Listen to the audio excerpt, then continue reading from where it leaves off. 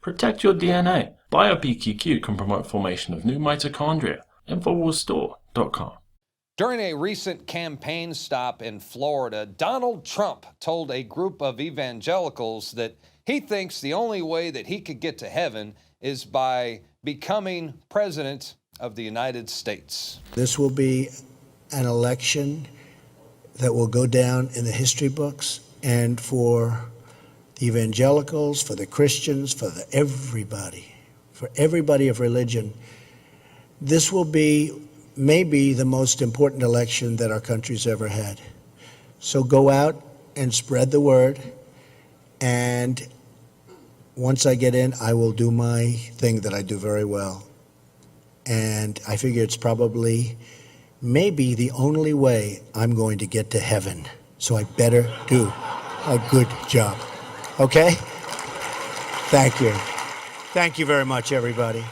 All right, radio talk show host and author Pastor Carl Gallups joins us now. And I wanted to get your comments on what Donald Trump said right there, that his best chance to get to heaven is by becoming president. You and I both know that that's not true, but I think it really shows the mindset of Donald Trump and where his heart is, because he really wants to do what's best for all of us and what is best for the country. What do you think?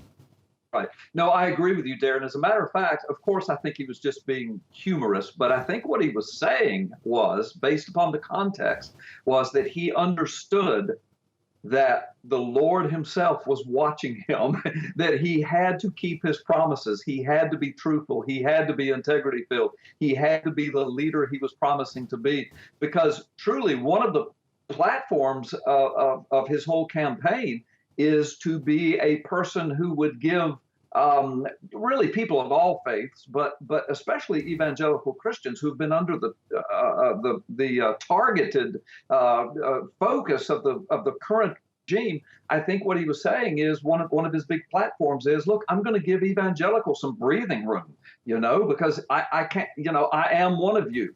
And so I think that's what he meant, and that's what he was saying, that, look, if he was truly saved, if he was truly going to have the blessings of God, he was going to have to do what he promised to do. And I think that's what he was telling the folks there. Well, I agree with you. And it was, you once said that Donald Trump can be best judged by his enemies. Tell us more about that. Yeah. Yeah, well, I mean, I've written to this. I've spoken to it several times. I don't remember the whole list, but I made a list one time of about 20 people or organizations, major national, international, geopolitical organizations that hate him. And I just looked at that list and I said, oh my gosh, I want to be on the opposite side of that list. So if these are the people that hate Donald Trump, if these are the people that desperately do not want Donald Trump to be president, then I want to be standing with Donald Trump, because it was, of course, it's like ISIS, it's the terrorists, it's the illegals breaking down our borders, it's the anti-borders people, it's the ultra left, it's the communists, it's the socialists. And at the time I made that statement, there were international leaders coming out in mainstream media trashing Donald Trump, basically letting it be known that they did not want him in office. What does this tell you?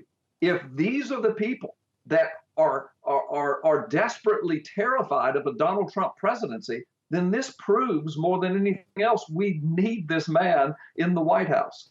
Well, the bottom line is that Donald Trump scares the you-know-what out of the establishment.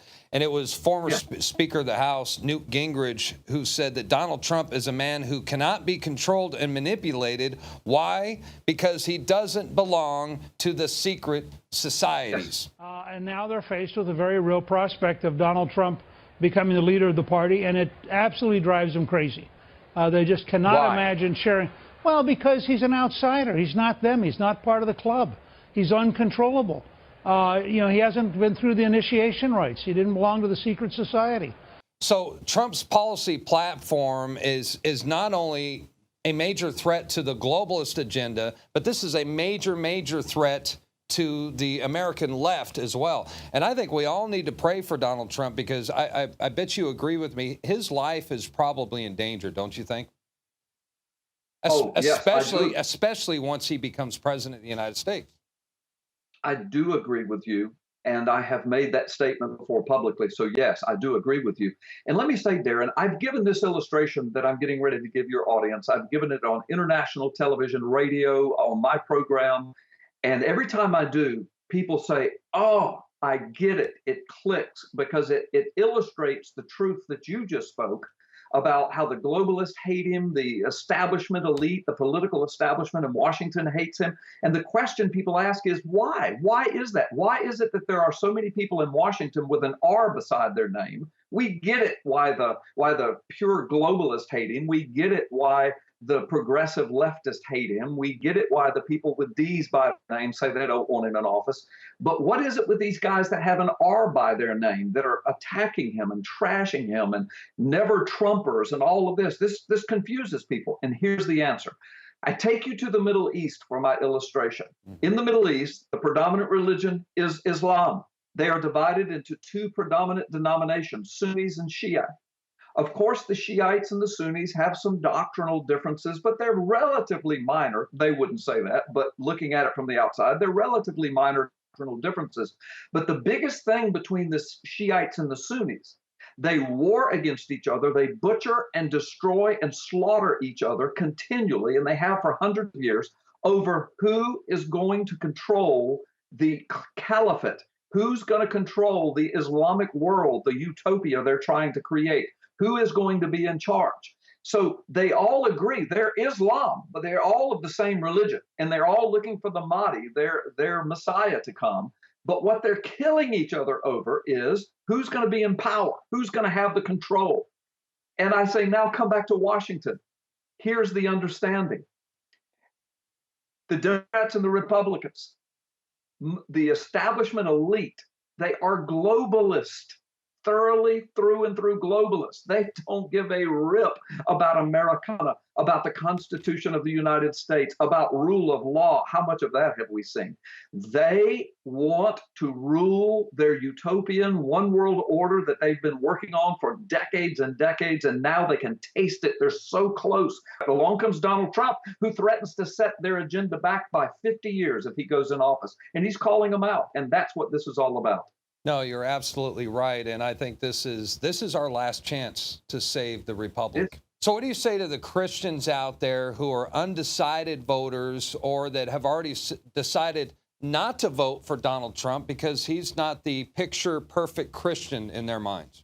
We've never had a picture-perfect Christian. We've never had a perfect candidate. We're not voting for a priest. We're not voting for a pastor. We're not for the Pope. We're voting for the commander-in-chief and the CEO of our borders and our economy.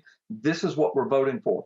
The bottom line is, on November the 9th, all things being equal, and we know what's going to happen with all the Hillary scandal, but on November the 9th, it's either going to be Donald Trump or Hillary Clinton, a globalist or a nationalist. I know people say, well, Donald Trump's an entertainer. Well, that's what they said about Ronald Reagan. That's right. You know, Donald Trump doesn't have that much experience. Well, that's what they said about Ronald Reagan.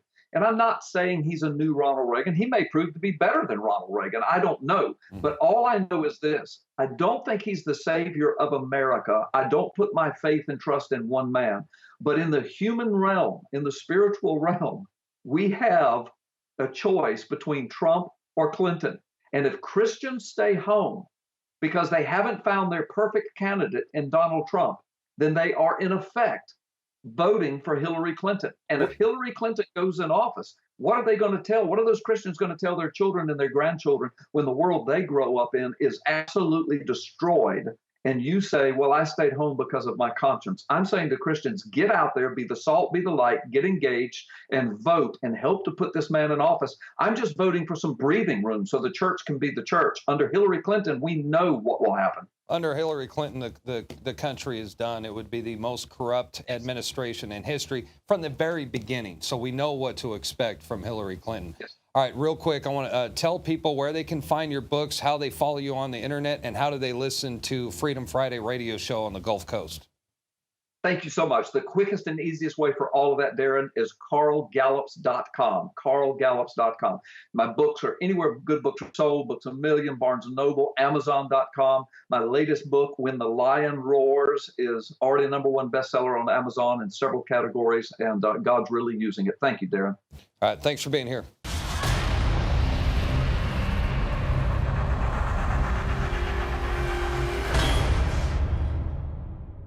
Talk show host is Alex Jones. He's a conspiracy theorist. Radio talk show host Alex Jones. Alex Jones. Jones is the wildly popular conspiracy theorist. Radio talk show host and conspiracy theorist Alex Jones. Deeply, I think, racist. I just got called racist by MSNBC. I don't want that man to have a gun. 1776 will commence again if you try to take our firearms. The Alex Jones Show. Watch the free stream live at Infowars.com/show.